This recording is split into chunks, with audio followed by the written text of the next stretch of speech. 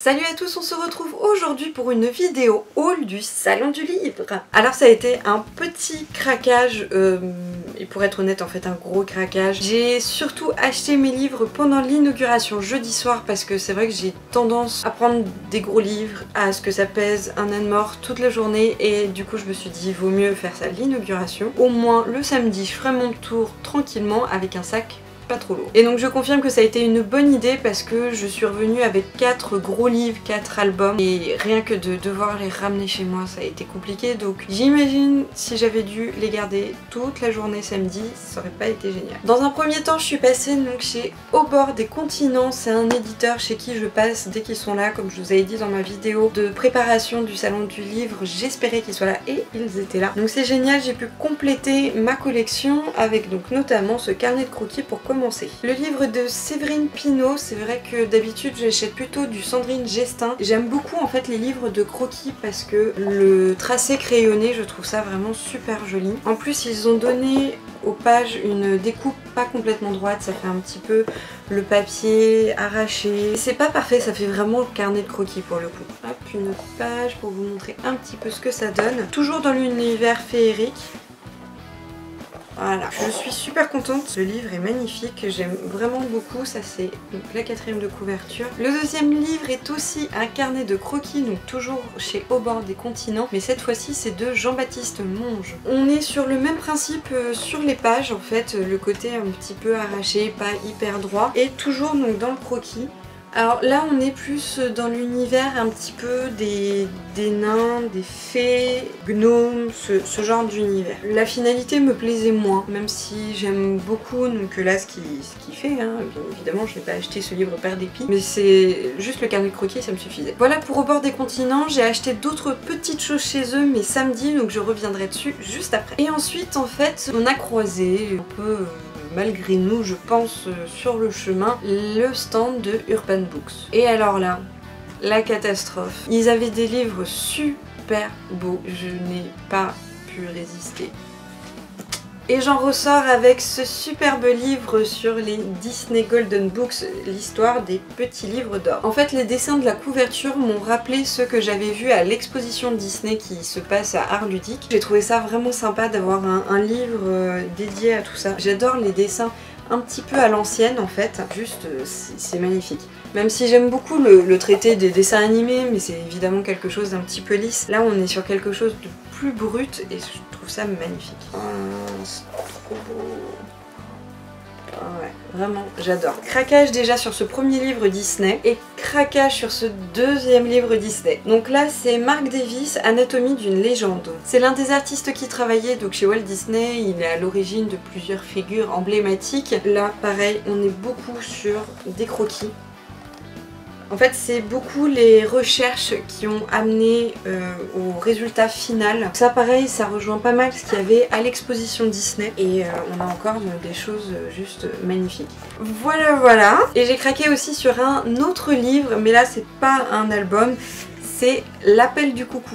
On est ici sur un thriller qu'a écrit J.K. Rowling sous un pseudo. J'avais hésité à le lire quand il était sorti à l'époque, vraiment j'avais eu envie mais j'avais pas pris le temps. Et là en discutant avec des personnes l'ayant lu, elles m'ont rassurée sur le fait que même si c'était un thriller ça se lisait très bien. Il y a une des deux personnes qui m'a dit qu'elle-même n'en lisait pas et du coup elle avait quand même adoré. J'ai aussi appris au passage qu'il y avait plusieurs tomes, qu'en fait c'était une saga. Moi pour moi c'était un one shot, j'avais pas du tout suivi la suite. Je me suis dit que ça se trouve j'allais adorer, donc il valait peut-être mieux prendre le train en marche plutôt que d'attendre trop longtemps parce que c'est vrai que j'aime pas commencer une saga quand il y a trop de tomes qui sont sortis, c'est un peu loin à rattraper. Là a priori elle est en train d'écrire le 4e si je me trompe pas, ça va, je suis encore dans le timing. Voilà pour le côté livre, maintenant on attaque le côté goodies que j'ai mis dans mon magnifique tote bag Pampan, acheté pendant l'exposition Disney aussi. J'en profite pour vous le montrer. Ouais.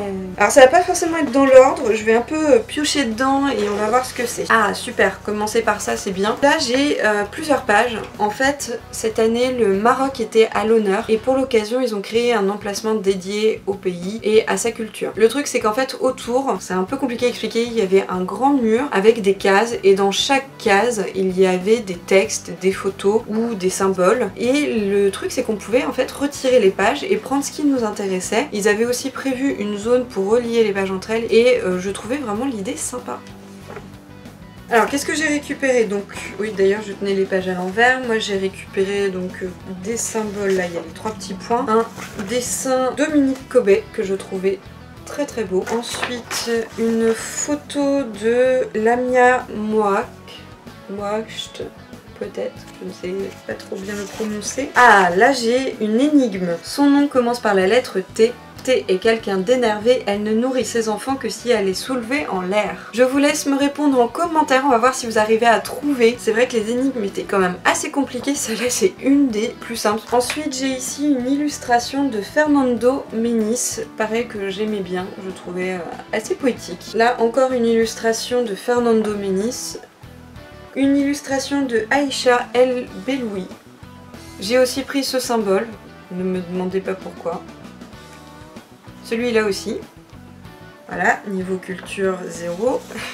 Et voilà. Ensuite, qu'ai-je d'autre dans mon tote bag? J'ai aussi pris le catalogue Les Incontournables BD Jeunesse de Glénat. On a en fait les prochaines sorties avec en plus un petit extrait à chaque fois. J'avais envie de regarder ça, je trouve qu'il y a des BD jeunesse, notamment Lou, que j'aime bien. Donc c'était l'occasion de découvrir un petit peu le reste de leur catalogue, parce que c'est vrai que je m'y intéresse pas forcément. Alors là, même si c'est juste le plan, vous vous en foutez un peu, mais ce que je trouve bien, c'est que cette année, ils ont fait un plan format poche et déjà plié. Samedi matin, il y avait un petit déjeuner d'organisé par la collection Et moi qui est chez les éditions J.C. Lattès, et du coup il y avait des petites choses, donc notamment ça, là il y a un poster et derrière c'est une espèce d'infographie, du coup j'avais trouvé ça assez sympa. Là il y a les univers, les romans, les auteurs, voilà, c'est un petit peu un récap de leur premier roman sorti et c'était assez drôle. Toujours chez Et moi, il y avait un calendrier avec en plus des petites phrases, notamment en janvier, retour à Rosemary Beach avec Reese et Maze. En mai, si le bad boy tatoué fait partie de vos fantasmes. Du coup ils annoncent un petit peu leur prochaine sortie mais avec un calendrier utile. Et derrière il y a une petite phrase: sans toi la vie est impossible, tu es ma vie, tu étais la pièce manquante que je cherchais depuis toujours.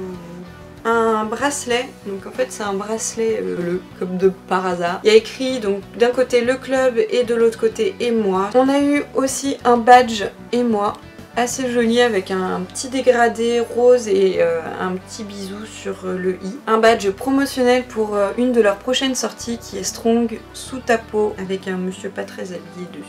Et pour terminer chez moi, il y avait un très joli marque-page, donc c'est promotionnel de Si on nous l'avait dit de Laura Trompette. Et en fait j'aimais beaucoup l'illustration qui était derrière, vraiment très très jolie. Il y avait un super beau stand sur la Reine d'Égypte, donc aux éditions Kiyun, j'espère que je le prononce bien. Et du coup ils distribuaient aussi un extrait gratuit, et comme le stand donnait vraiment envie, il était immense et très très beau. Du coup je me suis laissée guider par ça. Je vais lire ça, voir si ça peut être sympa, pourquoi pas. Aux éditions Bookwitty, j'ai récupéré donc un marque-page que voilà. Là c'est marqueur de découverte. Le principe c'est que on peut les plier, on peut les glisser sur une page et en plus la forme est assez sympa quand c'est plié. J'aimais bien aussi le principe du marque-page pas complètement droit. J'ai pris deux autres, donc dans le même principe il y a le violet repère migratoire et un rouge rose libérer la curiosité. Donc Bookwitty est une plateforme multiculturelle et multilingue dédiée à la découverte de livres du monde entier. Chez Flammarion Jeunesse il donnait ce marque-page donc quand on faisait un achat, donc c'est Le Monde Secret de Sombre Terre de Cassandra O'Donnell et j'aimais beaucoup l'illustration donc je suis contente.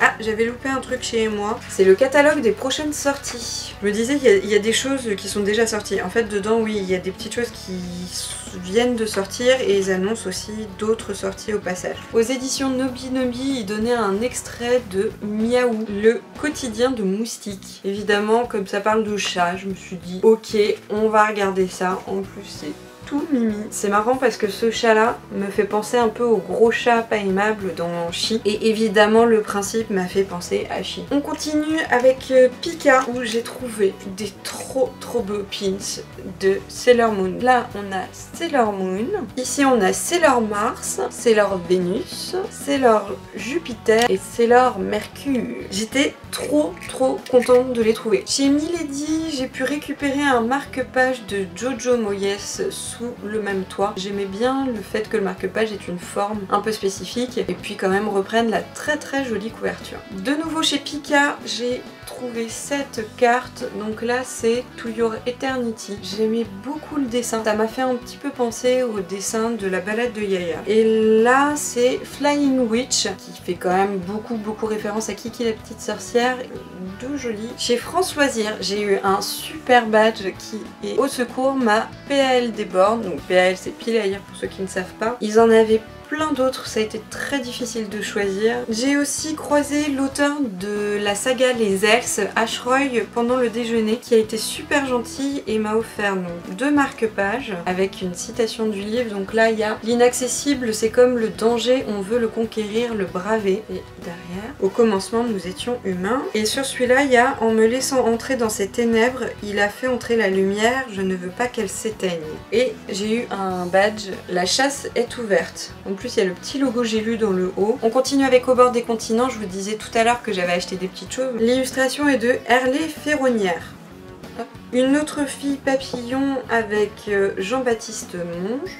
Un marque-page de Sandrine Gestin que je n'avais pas. C'est de La petite faiseuse ou L'étonnant voyage d'une fée. Un marque-page qui m'a fait beaucoup rire, c'est le Chaspirine.